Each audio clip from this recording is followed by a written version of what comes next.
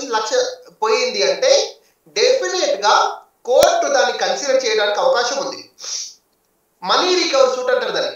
Money recover suit కింద వీళ్లకు ఎంతైతే నష్టపోయారో, ఒకవేళ లీగల్ గా ఎంతైతే నష్టపోయారో, ఎందుకంటే క్రియేటర్స్ అండ్ ప్రమోటర్స్ నుంచి కూడా వాళ్ళ యొక్క ఆస్తుల్ని జప్తు చేసి లాస్ అయిన వాళ్ళకి ఇచ్చే అవకాశం కూడా కోర్టుకు అధికారం ఉంది. వీళ్ళు ఎప్పుడైతే మనీ రికవర్ సూట్ వేస్తారో వాళ్ళకి న్యాయం జరుగుతుంది. అయితే ఇంకోటి మేడం, ఈ మధ్యలో పంజాగుట్టకు పోయి ఎవరో పోలీస్ స్టేషన్ లో పోయి మద్దతు ఇచ్చారు వాళ్ళకు. మేము వాళ్ళని కూడా ఒకటి ఏమడుగుతున్నాం అంటే, ఇప్పుడు వీళ్ళు పోయి పంజాగుట్టలో పోయి వాళ్ళకి మద్దతు ఇస్తున్నారు, వాళ్ళకి చెప్తున్నారు. అయ్యి మేము ఏమంటున్నాం, అదే మా బాధిత కుటుంబాల దగ్గర కూడా ఒకసారి రండి. మీరు ఈ బెట్టింగ్ యాప్స్ ప్రమోట్ చేసిన వాళ్ళు, మీరు మీ గెలిచాల కోసం, మీ సొంత లాభాల కోసము మాలాంటి వాళ్ళు ఎంతో మంది జీవితాలను చిన్న భిన్నమైనవి. ఇట్లాంటి సమయంలో వాళ్ళ మీద మీరు సానుభూతి తెలపడం అనేది చాలా సిగ్గుచేటు. మాకు నిజంగా చాలా బాధేసింది ఆ విషయంలో. సుధీర్ గారు మీరు అంటున్నదే, శేఖర్ భాషా గారే నిన్న అక్కడికి వెళ్ళి, సరే వాళ్ళ ఫ్రెండ్స్ ఉన్నారు కాబట్టి ఆయన కలవడానికి వెళ్ళారు. శేఖర్ భాషా గారు ప్రస్తుతం స్టూడియోలో ఉన్నారు, ఆయనతోనే మాట్లాడారు. మీకు సమాధానం నేను చెప్తానండి. విషయం ఏంటంటే, ఇప్పుడు 12 మందో లేకపోతే 11 మంది వాళ్ళు ఇప్పుడు పోలీసుల ముందు హాజరు కావాలి. హాజరయ్యి వాళ్ళు ఇచ్చే డీటెయిల్స్ ని బట్టి ఆ పెద్ద తలకాయలను పట్టుకోవడం జరుగుతుంది. సో వాళ్ళు ట్రాన్సాక్షన్స్ కావచ్చు, ఐడీలు కావచ్చు, ఇవన్నీ కూడా వాళ్ళ నుంచి రావాలి. నేను చేసిన పని ఏంటి, వీళ్ళని అక్కడ తీసుకెళ్లి పోలీసుల దగ్గర సబ్మిట్ చేశాను నేను. సో దానివల్ల ఏమైంది, వాళ్ళ డీటెయిల్స్ తెలిసినాయి, తీగలాగారు, డొంక కదులుతుంది. ఇప్పుడు నేననేవాడిని లేకుండా నేను వాళ్ళని తీసుకెళ్లకుండా పెట్టానంటే, సరే పోలీసులు వాళ్ళ మెథడ్స్లో వాళ్ళని తీసుకొస్తారు, అరెస్ట్ చేసైనా తీసుకురావచ్చు, ఏదైనా తీసుకురావచ్చు, కానీ టైం పడుతుంది. ఈ లోపల ఏదైనా లాయర్ని సంప్రదించి వాళ్ళు యాంటిసిపేటరీ బెయిల్ తెచ్చుకోవడము. సో ఇలా జట్లో అయినప్పుడు ఏమవుతుందంటే కేసు ఇన్వెస్టిగేషన్ డిలే అయిపోతుంది. సో నేను చేసింది మంచా చేయడం మీరే డిసైడ్ చేసుకోండి. ఇప్పుడు టేస్టింగ్ తేజ అనే అతన్ని తీసుకొచ్చి నేను అక్కడ కూర్చోబెట్టి ఆయన దగ్గర ఎంక్వైరీ ఆఫీసరు ఆయన మొత్తం డీటెయిల్స్ అన్ని తీసుకున్నారు, ఇన్వెస్టిగేషన్ ముందుకెళ్ళింది. నేను ఆయన తీసుకురాలేదు, అసలు నేను అక్కడికి ఆయన తీసుకురాకుండా ఉండాలని మీరు కోరుకుంటున్నారా? ఈయనే కాదు మిగతా వాళ్ళని కూడా తీసుకొచ్చి అక్కడ హాజరుపరచాలని మీరు కోరుకుంటున్నారా? నాకు చెప్పండి సుధీర్ గారు. మేడం నేను ఏమంటున్నా శేఖర్ భాష గారిని, శేఖర్ భాష గారు ఇక్కడ బాధితులు అందరూ ఫిర్యాదులు చేసినందుకే వాళ్ళ మీద కేసు ఫైల్ అయింది. మీరు మళ్ళీ వాళ్ళ మద్దతు ఇచ్చి వాళ్ళని తీసుకొచ్చి హాజరుపరిచాను, మద్దతు ఇచ్చి ఉంటే. సుధీర్ గారు, ఇక్కడ శేఖర్ భాష గారి వర్షన్ ఏంటి అంటే, మద్దతు ఇవ్వటానికి వెళ్ళలేదు, ఏదైతే కేసు నమోదైందో కొంతమంది టేస్టీ తేజ కానివ్వండి లేకపోతే విష్ణుప్రియ ఇలాంటి వాళ్ళని అరెస్ట్ చేసే అవకాశాలు, అంటే వాళ్ళు ఒకవేళ హాజరు అవ్వకపోతే, రేపు పోలీస్ స్టేషన్లో హాజరు అవ్వకపోతే వాళ్ళని తర్వాత పోలీసులు అరెస్ట్ చేస్తారు. ఇదంతా లాంగ్ ప్రాసెస్ అండ్ ఈ లోపల వాళ్ళ లాయర్ని కన్సల్ట్ అయ్యి బెయిల్ కోసం అప్లై చేస్తారు. ఇదంతా కూడా ఎటో వెళ్ళిపోతుంది. అసలు దోషులు అసలు దొంగలు దొరకరు కాబట్టి నేను వాళ్ళని దగ్గరుండి హాజరు చేపించాను, అది నా ఉద్దేశం తప్పితే వాళ్ళకి మద్దతు తెలపడం నా ఉద్దేశం కాదు అనేది శేఖర్ భాష గారు ఆన్సర్. మేము ఏమంటున్నాం మేడం, మంచి నిర్ణయం, చాలా మంచి ఆలోచన, మేము ఆశిస్తున్నాం ఆ విషయంలో. కానీ మేము ఏమంటున్నాం అంటే, చాలా వరకు కూడా చాలా కుటుంబాలు ఛిద్రమైనవి సార్.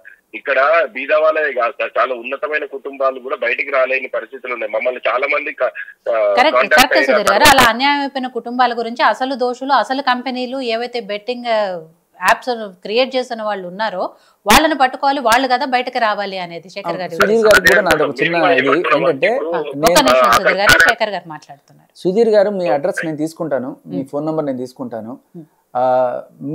మీకు ఏ యాప్ ద్వారా ఎలా అన్యాయం జరిగింది అనేది మీరు మాకు కనుక పెట్టగలిగితే, వీలైతే ఎవరైతే ప్రమోట్ చేశారో వాళ్ళ దగ్గర నుంచి మీకు నష్టపరిహారం ఇప్పించడానికి నేను కృషి చేస్తాను. లీగల్ గా అవకాశం ఉందనేది కూడా మనకి నేను డైరెక్ట్ వీళ్ళతోనే మాట్లాడతాను. లేదు, శేఖర్ గారు కూడా చెప్తున్నారు, మీరు ఎవరైతే ఇన్ఫ్లుయెన్స్ తో, అంటే వాళ్ళ దగ్గర నుంచి మీరు ఇన్ఫ్లుయెన్స్ అయ్యి దాంట్లో బెట్టింగ్ పెట్టారో వాళ్ళ దగ్గర నుంచి నేనే మాట్లాడి మీకు నష్టపరిహారం ఇప్పిస్తాను అంటున్నారు శేఖర్ గారు.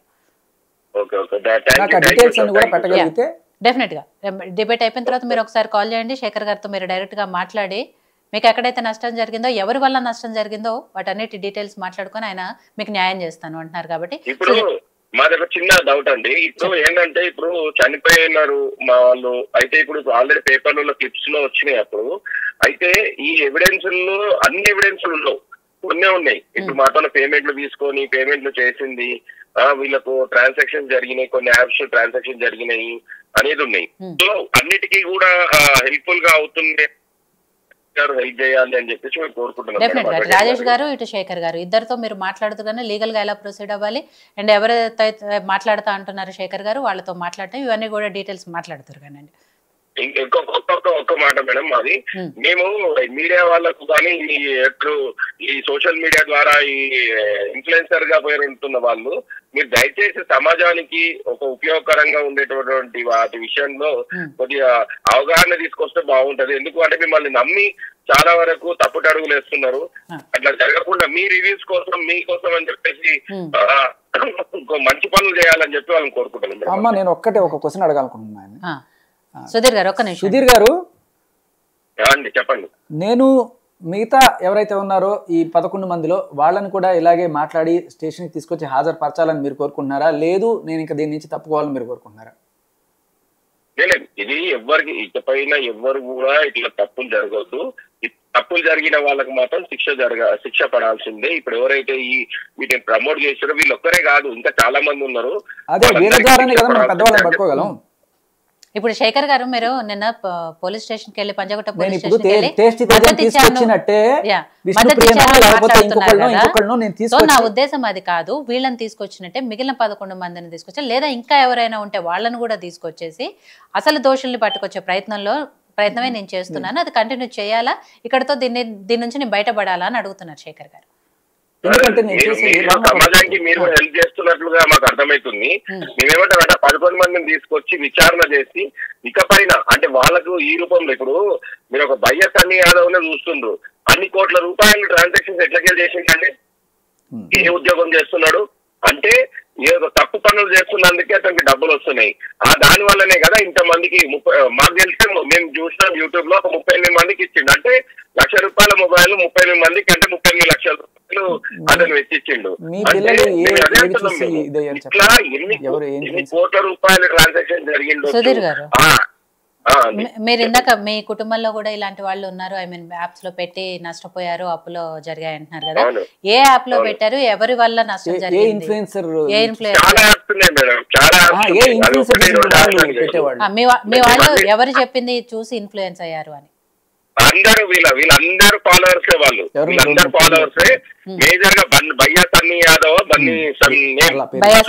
సంబంధించి ఆ పిల్లగాని వల్ల ఎక్కువ అయింది.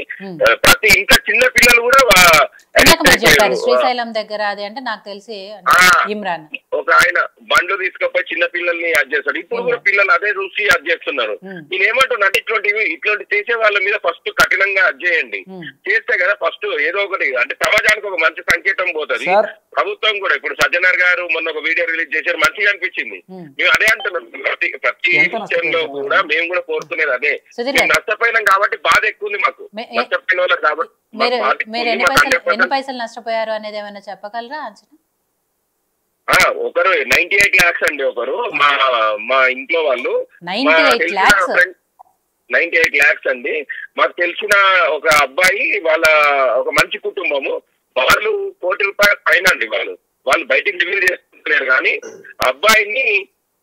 అబ్బాయి అసలు మాస్టర్స్ చేస్తున్న టైంలో ఇట్లాంటి సంఘటన జరిగి ఏం జరుగుతుందండి? 98 లక్షలు అంటే చదువుకున్న వాళ్ళు కూడా ఏం చూసి ఇన్ఫ్లుయెన్స్ అవుతున్నారు? ఏం బైక్ నడిపే పిల్లగాడు 38 iPhoneలు మందికి పంపిండు మాకు.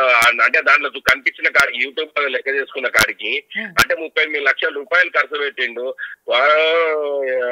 ఏమంటారు ఏదండి, ఇక చాలా వరకు చాలా లక్షల కోట్ల రూపాయలు పంచుతూ రోడ్ల మీద అడ్జేస్తే ఒక్కొక్కరికి అరే పైసలు వస్తున్నాయి కదా అని చెప్పి యాంగ్జైటీతో ఆడడం షురూ చేసి డబ్బులు పెడుతున్నారు. కానీ సుధీర్ గారు ఇక్కడ కుటుంబాలది కూడా బాధ్యత ఉంటుంది డెఫినెట్ గా. ఇంట్లో పిల్లలు ఏం చేస్తున్నారు? మీరు చెప్పిన అమౌంట్ చిన్న అమౌంట్ కాదు, అది 98 లక్షలు అంటే ఏంటిది అసలు? ఎక్కడి నుంచి పెడుతున్నారు, ఏం చేస్తున్నారు? కుటుంబాలు కూడా వాళ్ళ పిల్లల మీద కొంత కాన్సన్ట్రేట్ చేయాలి. భూములు అమ్మి మేము పైసలు కడుతున్నాం. ఎవరైతే మా ఇండ్ల మీదకి వస్తున్నారో ఇండ్ల మీదకి వస్తున్న వాళ్ళకు కడుతున్నాం మేము భూములు అమ్మి. అదే కదా మేము చెప్పేది, మా బాధ అంతా అదే మేడం. అందుకే మేము ఏమంటాం, ఇలాంటి కుటుంబాలు చాలా ఉన్నాయి కాబట్టి నిజంగానే ప్రభుత్వం కూడా దీన్ని చాలా సీరియస్ గా తీసుకుంది. ఈవెన్ సజ్జనార్ కూడా దీని మీద చాలా సీరియస్ గా ఉన్నారు. ఈడీ దాకా వెళ్ళిందంటే ఎంత సీరియస్ గా ఉందో మనం అర్థం చేసుకుంటున్నాం. కాబట్టి ఈడీ పరిధిలోకి పోయింది అని అంటే అది చిన్న అమౌంట్ కాదనేది స్పష్టంగా కనబడుతుంది. రైట్. సరే సుధీర్ గారు, మీరు ఎనీవే డిబేట్ అయిపోయిన తర్వాత ఒకసారి మాట్లాడితే నేను రాజేష్ గారిది అలాగే శేఖర్ భాష గారి కాంటాక్ట్ నెంబర్స్ మీకు ఇస్తాను, మీరు వాళ్ళతో పర్సనల్గా మాట్లాడతారు. థ్యాంక్ యూ సుధీర్ గారు. సో పశుపతి గారు ఉన్నారా? పశుపతి గారు లైన్లో? పశుపతి గారు రైట్, అని డిస్కనెక్ట్ అయినట్టుంది. సో రాజేష్ గారు విన్నారు కదా సుధీర్ గారు మాట్లాడింది, అండ్ కొంత ఇక్కడ శేఖర్ భాష గారి మీద కూడా ఒక నెగిటివ్ వెళ్తుంది.